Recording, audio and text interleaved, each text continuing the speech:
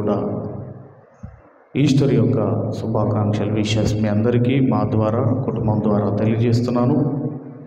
మంచిది. మరి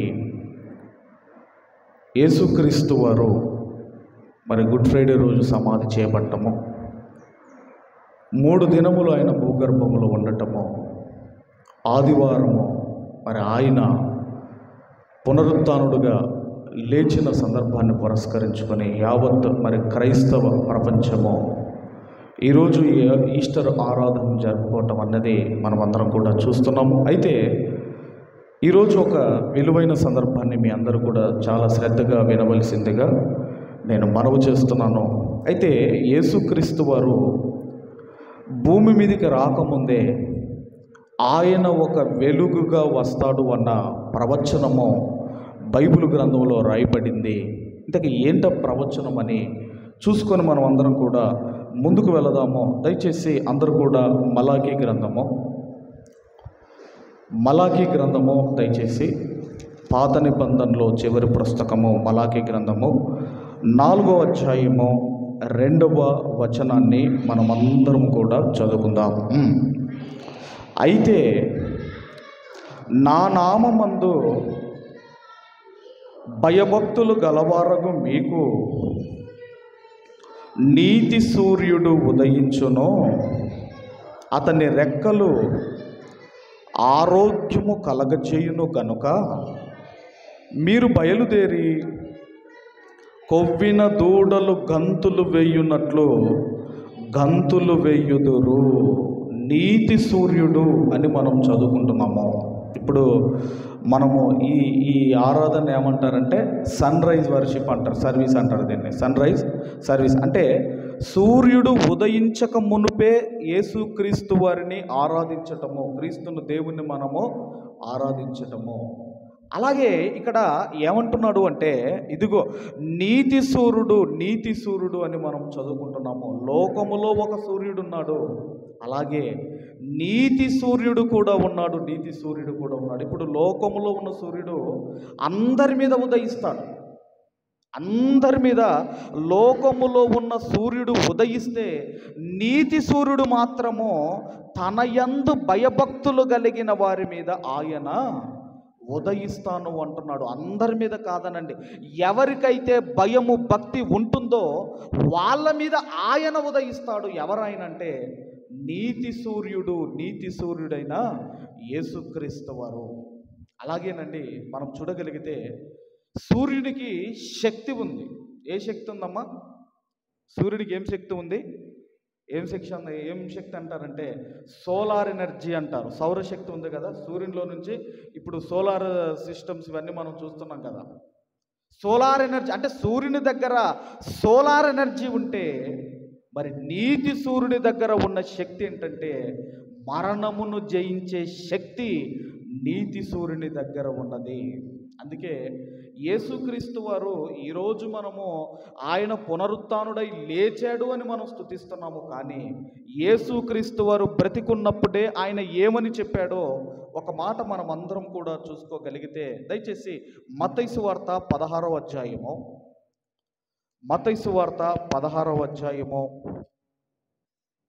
21వ వచనాన్ని అందరము చదువుకుందాము. 21వ వచనం చదవము.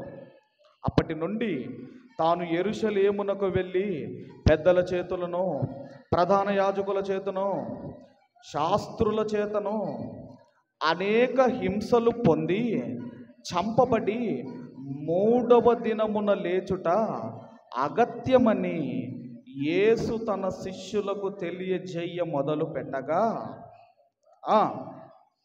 చాలమ్మా. ఇక్కడ మనం చూడగలిగితే యేసుక్రీస్తు వారు బ్రతికున్నప్పుడే చెబుతున్నాడు, నన్ను పెద్దలు, ప్రధాన యాజకులు, శాస్త్రులు వీళ్ళందరూ కూడా నన్ను చంపుతారు, నేను 3వ దినమున ఖచ్చితంగా నేను లేస్తాను, 3వ దినమున ఖచ్చితంగా లేస్తాను అని యేసుక్రీస్తు వారు బ్రతికున్నప్పుడు చెబుతున్నాడు. ఆయన బ్రతికున్నప్పుడు చెబుతున్నాడు. ఇంకా కూడా మనకు యోహాను సువార్తలో కూడా తెలుసు కదా, 2వ అధ్యాయంలో యోహాను సువార్త 2వ అధ్యాయము 19వ వచనం చదువుకుందాం. 2వ అధ్యాయం 19వ వచనం. యేసు ఈ దేవాలయము పడగొట్టుడి, 3 దినములలో దాన్ని లేపుదనని వారితో చెప్పాను. ఇంతకీ ఏ దేవాలయం గురించి చెబుతున్నాడంటే 21, 22 మనం చూడగలిగితే అయితే ఆయన తన శరీరమును దేవాలయమును గూర్చి ఈ మాట చెప్పాను. ఆయన మృతులలో నుండి లేచిన తర్వాత ఆయన ఈ మాట చెప్పినని ఆయన శిష్యులు జ్ఞాపకము చేసుకొని లేఖనమును యేసు చెప్పిన మాటను నమ్మిరి అని మనం చదువుకుంటున్నాము. అంటే బ్రతికున్నప్పుడు యేసుక్రీస్తు వారు చెబుతున్నారు, నన్ను చంపుతారు, నన్ను బంధిస్తారు, ఇదిగో నన్ను కొడతారు, నన్ను హింసిస్తారు, ఇదిగో నేను 3 దినములలో నేను లేస్తాను అని బ్రతికున్నప్పుడే యేసుక్రీస్తు వారు చెబుతున్నారు. మరి చెప్పిన ఆయన లేచాడా అంటే చెప్పినట్టుగానే యేసుక్రీస్తు వారు 3వ దినమున మృత్యుంజయుడిగా ఆయన లేచాడు. అదే భాగాన్ని మనమందరం కూడా ధ్యానించబోతున్నాం. మత్తయి సువార్త 28వ అధ్యాయము 6వ వచనాన్ని మనమందరము కూడా చదువుకుందాం. 6వ వచనాన్ని అందరం చదువుకుందాం. ఆయన ఇక్కడ లేడు, తాను చెప్పినట్టే ఆయన లేచి ఉన్నాడు. అంటే is not here, is Ryzen. అంటే ఆయన ఇక్కడ లేడు, ఆయన చెప్పినట్టే. ఎప్పుడు చెప్పాడమ్మా?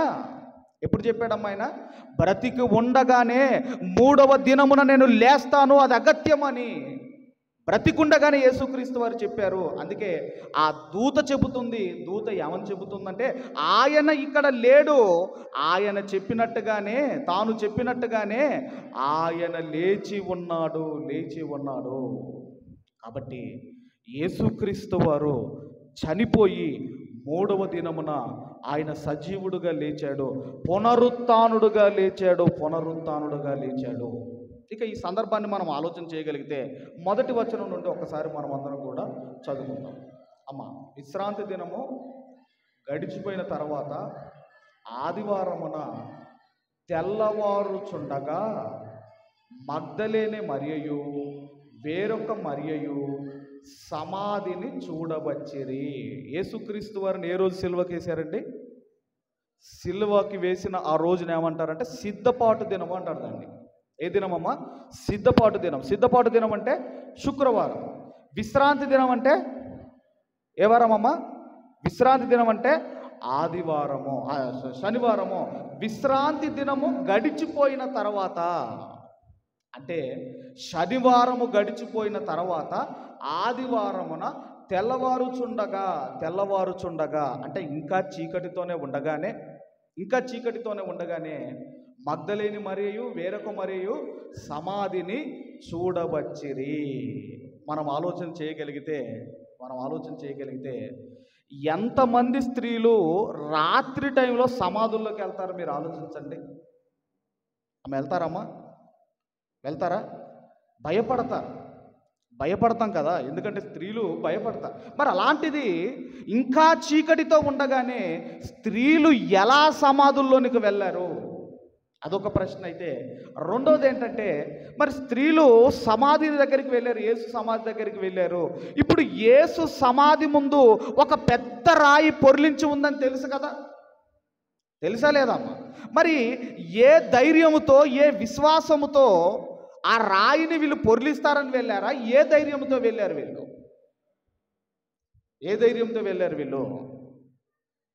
ఏంటమ్మా? పెద్ద రాయి ఉంది కదా, దానికి సీలేసి ఉంది కదా. ఏ విశ్వాసముతో స్త్రీలు బయలుదేరి సమాధి దగ్గరికి వెళ్ళారు అని మనం ఆలోచన చేయగలిగితే, వాళ్ళు దేవుడే చూసుకుంటాడు అని సమాధి దగ్గరికి వెళ్ళిపోయారు. అందుకేనండి స్త్రీలకు వీళ్ళకు భక్తి ఉంది. ఆ భక్తికి వీళ్ళకి ఏముందంటే శక్తి ఉంది, ఆసక్తి ఉంది కనుక వాళ్ళకంటే ముందుగానే దేవుడు ఒక దూతను పంపించాడు. ఇక్కడ ఒక దూత అని ఉంటుందమ్మా. ఎంతమంది దూతలు వచ్చారమ్మా? ఒక్కలా, ఇద్దరా? ఎంతమంది దూతలు పంపించాడు దేవుడు? ఇక్కడ ఒకటని ఉంది, కానీ మళ్ళీ మీరు లూకాసు వార్త చదివితే అక్కడ ఎన్ని ఉంటాయమ్మా? 2 దూతలను ఉంటుంది. అందుకే ఒక దగ్గర అట్టనే ఉంది, అదే ఇది ఇదే అని అనకూడదు మనం. అర్థమైందమ్మా? కాబట్టి దేవుడే ముందుగా వీళ్ళకు ఆసక్తి ఉంది కనుక దేవుడు ఏం చేశాడంటే దూతలను పంపించాడు. ఆ తర్వాత మనం చూడగలిగితే 2వ వచనం మనం ఆలోచన చేయగలిగితే, ఇదిగో ప్రభుదూత పరలోకము నుండి దిగి వచ్చి రాయిని బొర్లించి దాని మీద కూర్చుండెను, అప్పుడు మహాభూకంపము కలిగెను. కాబట్టి మనం ఆలోచన చేయగలిగితే ఈ రాయిని స్త్రీలు పొర్లించగలరమ్మా? పొర్లించలేరు. కానీ వాళ్ళకి ఏముందంటే భక్తి ఉంది, వాళ్ళకు భక్తి ఉంది. వాళ్ళకి ఏముందంటే ఆ ఆసక్తి ఉంది. వాళ్ళకి ఎలాగైనా సమాధి దగ్గరికి వెళ్ళాలి, యేసు సమాధి దగ్గరికి వెళ్ళాలి. అందుకేనండి వాళ్ళకున్న ఆ భక్తికి ఉన్న శక్తి, వాళ్ళకున్న ఆసక్తి ఎంత గొప్పదంటే పరలోకములో నుండి ఒక దూతను దింపే అంత గొప్పది ఆ స్త్రీలకున్న భక్తి. చాలామంది అంటారు కదండి, ఆ డబ్బులుంటే కొండ మీద కోతిని దింపొచ్చు అంటారు. కొండ మీద కోతినే దింపొచ్చు డబ్బులుంటే. కానీ మనకు భక్తి ఉంటే, ఆ భక్తికి శక్తి ఉంటే, మనకు ఆసక్తి ఉంటే పరలోకములో నుండి ఒక దూతనే దింపొచ్చు. అందుకేనండి వాళ్ళు వెళ్ళిపోయారు. దేవుడే చూసుకుంటాడు అని వాళ్ళు వెళ్ళిపోయారు. అందుకే దేవుడు పరలోకములో నుండి ఒక దూతను పంపించాడు. పంపించి ఆయన ఏమంటున్నాడు మనం చూడగలిగితే 3-4 వచనాలు కూడా మనం చదువుకుందాము. ఆ దూత స్వరూపము మెరుపు వలె ఉండెను, అతని వస్త్రము హిమమంత తెల్లగా ఉండెను, అతనికి భయపడుట వలన కావలివారు వనికి చచ్చిన వారి వలె ఉండిరి అని మనం చదువుకుంటున్నాము. అంటే మనం ఆలోచన చేయగలిగితే కావలి వారంటే అప్పుడు ఒక ప్రొటెక్షన్ ఉన్నది కదండి, ఒక సెక్యూరిటీ పెట్టారు కదా. అయితే వణికిపోయారు, కావలి వారు వణికిపోయారు. ఇక్కడ బట్టి మనం ఏం ఆలోచించాలంటే, మనం అర్థం చేసుకోగలిగితే, ఇదిగో మనల్ని బెదిరించేవారు ఎంత బలవంతులైనా,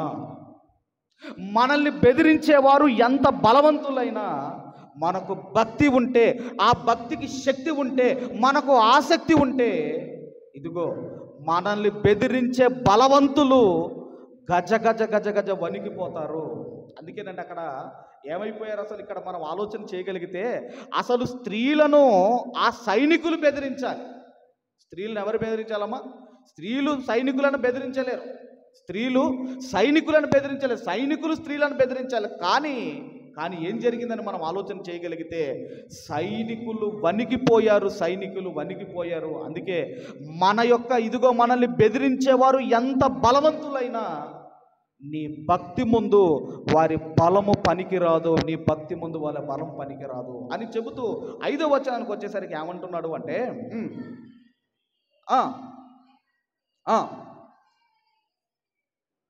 సిలువ వేయబడిన యేసును మీరు వెతుకుచున్నారని నాకు తెలియను. కాబట్టి మనం ఆలోచన చేయగలిగితే ఇక వీళ్ళు ఎందుకు వచ్చారు సమాధుల్లోని కంటే, వాళ్ళు సిలువ వేయబడిన యేసును వెతకడానికి సమాధిలోనికి వచ్చారు అని మనం చదువుకుంటున్నాము. కాబట్టి మనం ఆలోచన చేయగలిగితే ఈ రోజున్న యావత్ ప్రపంచము దేన్ని వెతకాలని మనం ఆలోచన చేయగలిగితే సిలువ వేయబడిన యేసును ఈరోజు యావత్ ప్రపంచం వెతకాలి. కానీ ఏం వెతుకుతున్నారో మీరు ఆలోచించండి. ఆకాశంలో ఏమున్నాయో వెతుకుతున్నారు, భూమి లోపల ఏమున్నాయో వెతుకుతున్నారు, సముద్రములో ఏమున్నాయో వెతుకుతున్నారు, పనికిరానంతా వెతుకుతున్నారు. కానీ ఈరోజు ప్రతి మనిషి యావత్ ప్రపంచం వెతకవలసింది ఏంటంటే సిలువ వేయబడిన యేసును వెతకాలి. పునరుత్థానుడైన యేసుని వెతకాలి. ఎందుకంటేనండి దేవునికి ఇష్టమైనది మనం వెతకాలి. ఏం వెతకాలమ్మా? దేవునికి ఇష్టమైనది మనం వెతకాలి. కానీ ఈరోజు మనిషి తనకి ఏది ఇష్టమో దాన్ని వెతుక్కుంటున్నాడు, దాని ప్రకారంగా బ్రతుకుతున్నాడు. కానీ మనం చూడగలిగితే అందుకే దూత ఏమని చెప్తుందంటే 5వ వచనంలో, దూత స్త్రీలను చూచి మీరు భయపడకుడి, సిలువ వేయబడిన యేసును మీరు వెతుకుచున్నారని నాకు తెలియను. ప్రతి మనిషి వెతకవలసింది ఎవరినంటే దేవుణ్ణి వెతకాలి. శిలవ వేయబడిన క్రీస్తుని వెతకాలి. అందుకే ఈ జీవితం మనకిచ్చాడు. అందుకేనండి దేవుణ్ణి వెతకాలి అంటే వివేకం ఉండాలి అన్నాడు కీర్తన గ్రంథంలో. వివేకం ఉంటే మనము దేవుణ్ణి వెతుకుతాం, మనం దేవుణ్ణి వెతుకుతాము. కాబట్టి ఈరోజు దేవుణ్ణి పుట్టించిన దేవుణ్ణి వెతకటం లేదు. అన్నీ వెతుకుతున్నారు, అన్నీ తెలుసుకుంటున్నారు, పుట్టించిన దేవుణ్ణి మాత్రం వెతకటం లేదు. కాబట్టి యేసుక్రీస్తు వారు తాను చెప్పినట్టుగానే ఆ 6వ వచనం కూడా మనం చూడగలిగితే ఆయన ఇక్కడ లేడు, తాను చెప్పినట్టే ఆయన లేచి ఉన్నాడు. యేసుక్రీస్తు వారు బ్రతికున్నప్పుడే చెప్పాడు, నేను లేస్తాను, 3వ దినమున లేస్తాను. పెద్దలు, శాస్త్రులు, ఇదిగో ఈ ప్రధాన యాజకులు నన్ను బంధిస్తారు, నన్ను సిలువకేస్తారు, కానీ 3వ దినమున నేను ఖచ్చితంగా లేస్తాను అని చెప్పాడు. అయితే యేసుక్రీస్తు వారు లేచిన ఆ డేట్ ఏంటంటే 17వ తారీఖున ఆయన లేవాలి అన్నది ప్రవచనం.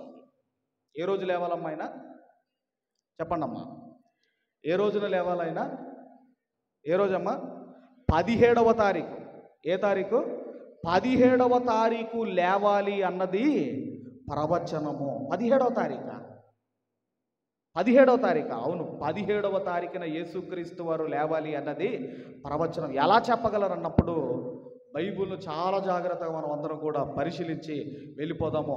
యేసుక్రీస్తు వారు అసలు ఏ రోజు చనిపోయాడు, యేసుక్రీస్తు వారు ఏ రోజు లేచారో బైబిల్ గ్రంథంలో మనం చూడగలిగితేనండి చాలా జాగ్రత్తగా మనమందరం కూడా ఆలోచిద్దాము. 17వ తారీఖున ఆయన లేవాలి అన్నది ప్రవచనము. ఇప్పుడు అందరం కూడా మరి ఆదికాండము 7వ అధ్యాయము 11వ వచనం ఒకసారి మనం చదువుకుందాం. ఆదికాండం 7వ అధ్యాయము 11వ వచనం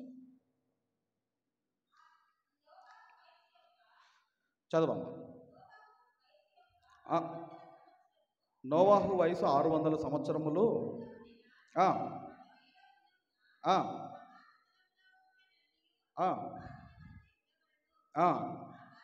ఏ దినమమ్మా? ఏ దినమండి? 17వ దినం. గుర్తుపెట్టుకోండి, డేట్ గుర్తుపెట్టుకోండి. ఏ రోజు అది? 17వ దినము. 17వ దినం ఏం జరిగింది అన్నప్పుడు దేవుడు నోవాహు కుటుంబమును రక్షణ అనే ఓడలోనికి పంపించి డోర్స్ క్లోజ్ చేశాడు. డోర్స్ ఏం చేశాడు?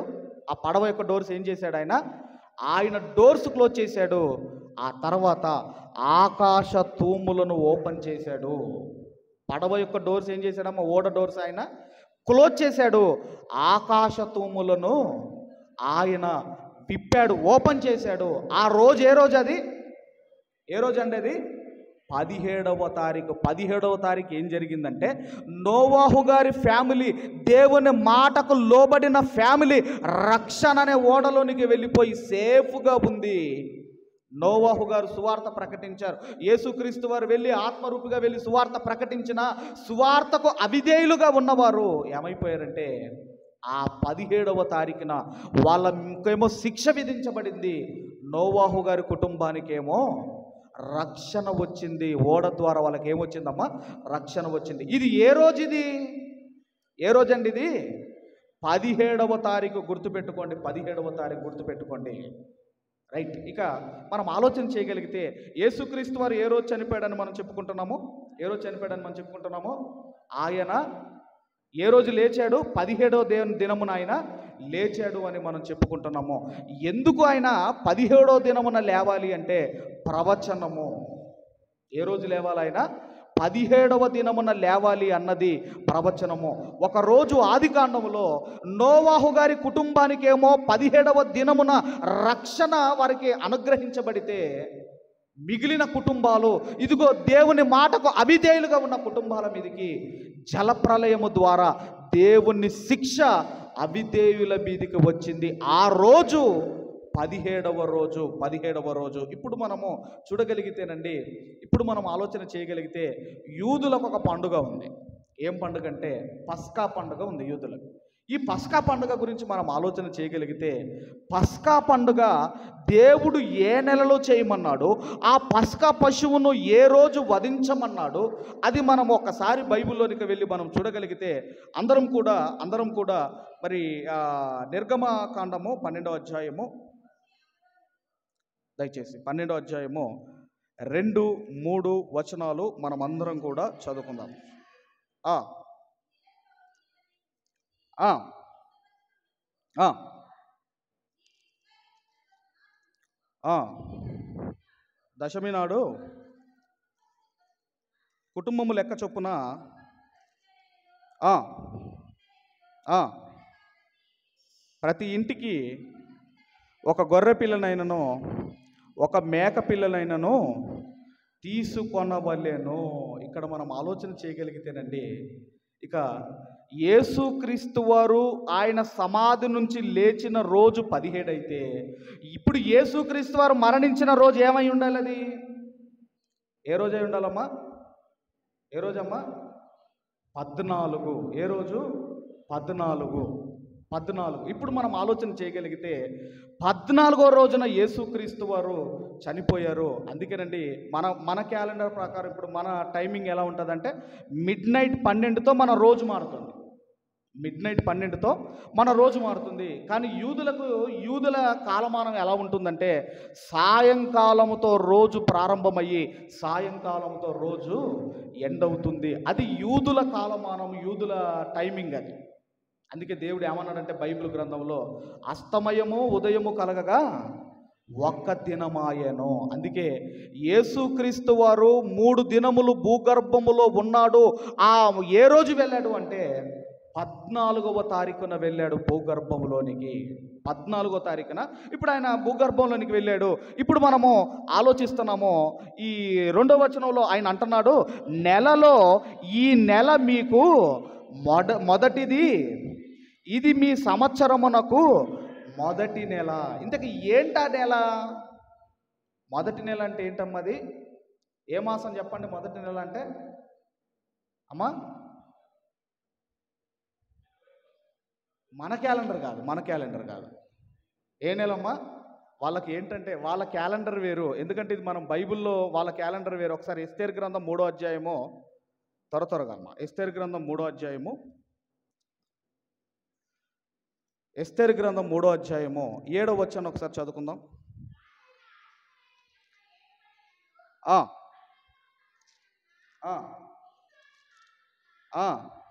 అనగా నీసాను మాసమున అనగా, ఒకసారి చూడండి మీ బైబిల్లో ఉందండి అది. ఎస్తేరు గ్రంథం 3వ అధ్యాయము 7వ వచనము.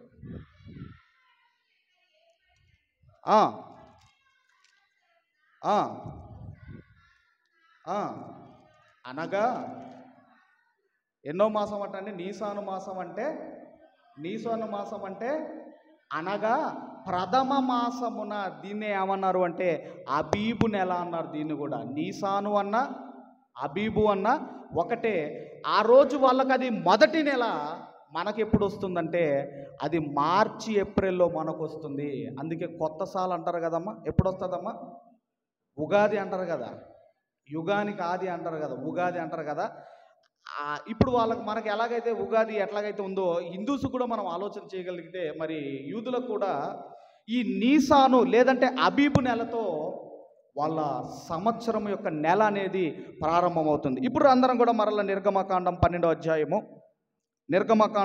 అధ్యాయము ఒకసారి 3వ వచనాన్ని మరలా మనం చదువుకుందామండి. 3వ వచనం, మీరు ఇశ్రాయేలు సర్వ సమాజముతో ఈ నెల దశమి నాడు వారు తమ తమ కుటుంబముల లెక్క చొప్పున ఒక్కొక్కడు గొర్రె పిల్లనైనను మేక పిల్లనైనను అనగా ప్రతి ఇంటిని ఒక గొర్రె పిల్లనైనను ఒక మేక పిల్లనైనను తీసుకొనవలెను. దశమి నాడు మొదటి నెల దశమి నాడు అంటే 10వ దినమున. దశమి అంటే ఏందమ్మా? 10వ దినమున. రైట్. ఇప్పుడు 7వ వచనాన్ని చదువుకుందాం. ఈ నెల 14వ దినము వరకు మీరు దానిని ఉంచుకొనవలెను. ఇశ్రాయేలు సమాజం వారందరూ తమ తమ కూటములలో సాయంకాలమందు దాన్ని చంపి ఆ రక్తము కొంచెము తీసి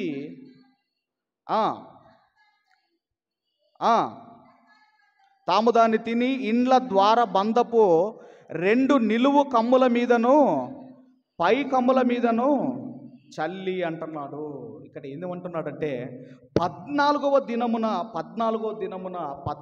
దినమున ఏదైతే మీరు వధిస్తారో ఆ రక్తమే మీ కుటుంబాలకు ఒక రక్షణ తీసుకొని వస్తుంది, మీ కుటుంబాలకు ఒక రక్షణను తీసుకొని వస్తుంది అంటున్నాడు. ఇప్పుడు 13వ వచనాన్ని కూడా మనం చదవగలిగితే 13వ వచనము, మీరున్న ఇండ్ల మీద ఆ రక్తము మీకు గుర్తుగా ఉండును.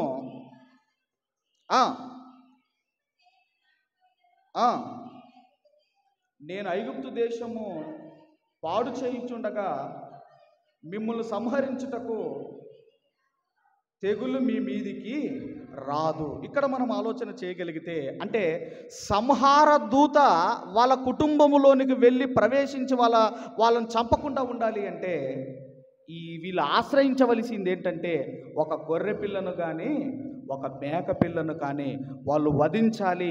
ఆ ద్వారబంధకములకు పైన కింద వాళ్ళు ఏం చేయాలి? ఆ రక్తమును వాళ్ళు పూసుకోవాలి అని మనం చదువుతున్నాం. ఇది ఎప్పుడు జరగాలంటే మొదటి నెల 14వ దినమున ఇది జరగాలి. మొదటి నెల 14వ దినమున ఇది జరగాలి. ఎప్పుడు వధించాలి? సాయంకాలమున. ఎప్పుడన్నాడండి?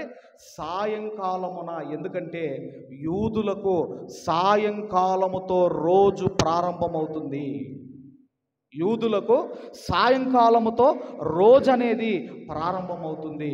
ఇప్పుడు మనం ఆలోచన చేయగలిగితే నీసాను మాసములో, అంటే అబీబు నెలలో 14వ తారీఖున తర్వాత సాయంకాలమున ఒక గొర్రె పిల్లను వధించాలి అన్నది పాత నిబంధన అయితే, ఇప్పుడు మనం అందరం కూడా క్రొత్త నిబంధన అంటే నిజస్వరూపము, పాత నిబంధన అంటే ఛాయ అన్నాడు, షాడో అన్నాడు.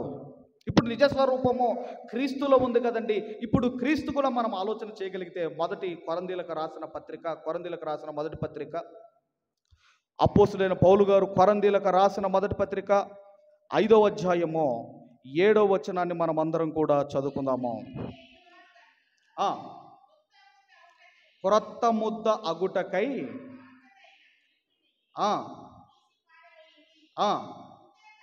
అంతేకాక క్రీస్తు అను మన పస్కా పశువు వధింపబడేను. ఇప్పుడు ఆ పస్కాకు సాదృశ్యముగా, ఆ పస్కాకు గుర్తుగా ఇప్పుడు ఎవరు కనపడుతున్నారు మనకు? సాక్షాత్తు యేసుక్రీస్తు వారు మనకు కనపడుతున్నారు. ఇప్పుడు యేసుక్రీస్తు వారిని ఏ రోజు సిలువకేశారమ్మా? ఏ తారీఖమ్మా? పస్కా పండుగ రోజే యేసుక్రీస్తు వారిని సిలువకు వేశారు. అంటే 14వ తారీఖున ఆయన చనిపోయాడు. అంటే ఏ రోజు లేచాడు ఆయన? అంటే శుక్రవారం 14 అయితే ఇప్పుడు 17వ తారీఖు ఏం రావాలమ్మా? ఏ వారం రావాలి? అది ఖచ్చితంగా అది ఆదివారమై ఉండాలి. అంటే ఆయన ఆదివారమున లేవాలి, అందుకే మనము నోవహు కాలంలో మనం చూసాము. ఆ 17వ దినమున దేవుని మాటకు లోబడిన వారందరూ రక్షించబడ్డారు, ఓడలోనికి వెళ్ళి సేఫ్గా ఉన్నారు. ఆ 17వ దినమున దేవుని మాటకు అవిధేయులుగా ఉన్న వారి మీదికి జలప్రలయ రూపములో దేవుని శిక్ష వాళ్ళ మీదికి వచ్చింది. కాబట్టి యేసుక్రీస్తు వారు చనిపోయింది 14వ తారీఖు, ఆయన లేచింది 17వ తారీఖు. ఖచ్చితంగా ఆయన 17వ తారీఖు, అది ఆదివారం అయి ఉండాలి. అందుకే మత్తయి సువార్త 28వ అధ్యాయము ఏమంటున్నాడమ్మా?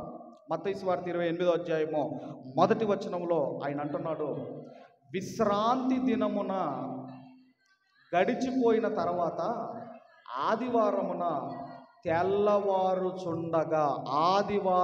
తెల్లవారుచుండగా యేసు తాను చెప్పినట్టుగానే పునరుత్థానుడై లేచాడు. కాబట్టి మనం ఆలోచన చేయగలిగితే యేసుక్రీస్తు వారిని దేవుడే లేపాడు. మరి ఆ క్రీస్తును నమ్ముకున్న మనల్ని, ఆ క్రీస్తును ధరించుకొని క్రీస్తును కొరకు బ్రతుకుతున్న మనల్ని ఒకానొక రోజున యేసుక్రీస్తు వారిని లేపిన దేవుడు మనల్ని కూడా లేపుతాడు. ఆయన అన్నాడు, నేను మీ సమాధుల దగ్గరికి వస్తాను అన్నాడు. మీ సమాధుల దగ్గరికి వచ్చి మిమ్మల్ని బయటికి తీసుకొని వస్తాను అన్నాడు. ఒకనాడు యేసుక్రీస్తు వారి దగ్గరికి దేవదూతను పంపించిన దేవుడు మన దగ్గర కూడా ఆలోచన చేయగలిగితే మన సమాధులలో నుండి మనల్ని కూడా ఒకానొక దినమున ఆయన బయటికి తీసుకొని వస్తాడు. ఆ తర్వాత అండి మనం ఆలోచన చేయగలిగితే యేసుక్రీస్తు వారు చాలామంది ఏమన్నారంటే అసలు యేసుక్రీస్తు వారు సిలువ వేయబడలేదని కొంతమంది అన్నారు.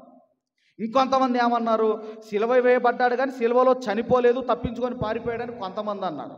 మరికొంతమంది ఏమన్నారు, ఇదిగో సిలువలో ఆయన చనిపోయాడు కానీ తిరిగి లేవలేదని కొంతమంది అన్నారు. అంటే ఎంత అక్కస్సు చూడండి. ఇప్పటికీ మనం చూడగలిగితే మీరు గూగుల్లో చూడండి, జీసస్ టోంబ్ అని మీరు కొడితే యేసుక్రీస్తు వారి ఖాళీ సమాధి మనకు కనపడుతుంది.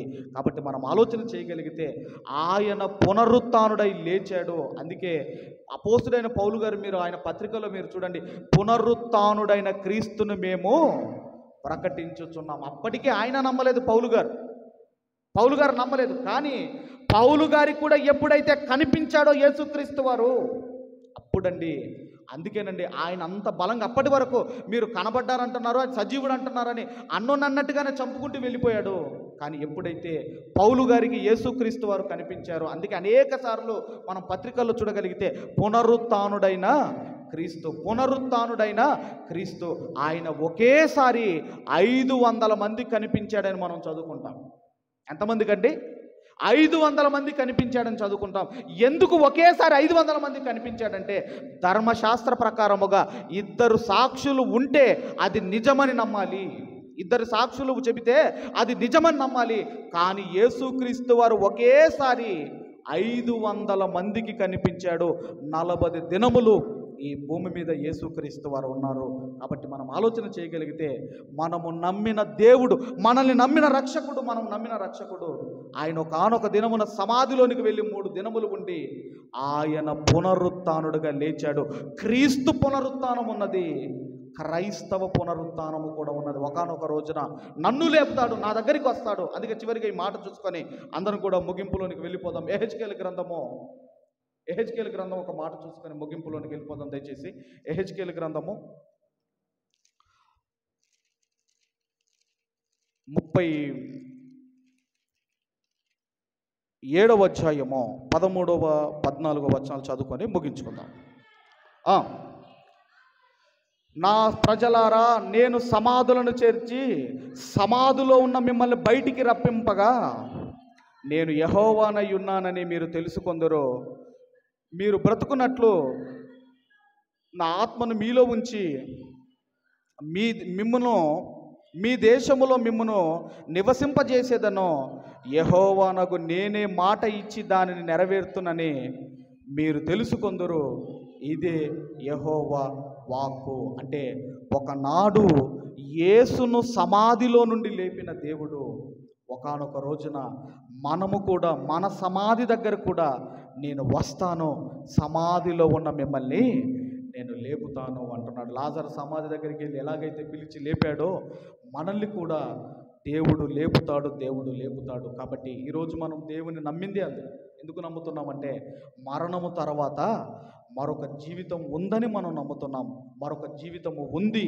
కాబట్టి మనం ఆలోచన చేయగలిగితే ఆయన మరణించింది 14వ తారీఖు, ఆయన లేచింది 17వ తారీఖు. ఆయన పునరుత్థానుడుగా ఆయన లేచాడు. కాబట్టి మనము జీవ పునరుత్థానంలోనికి వెళతాము.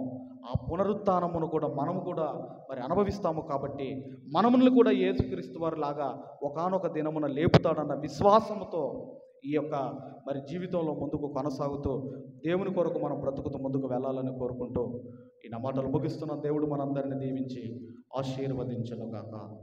ఆమేన్. ఈ సమయం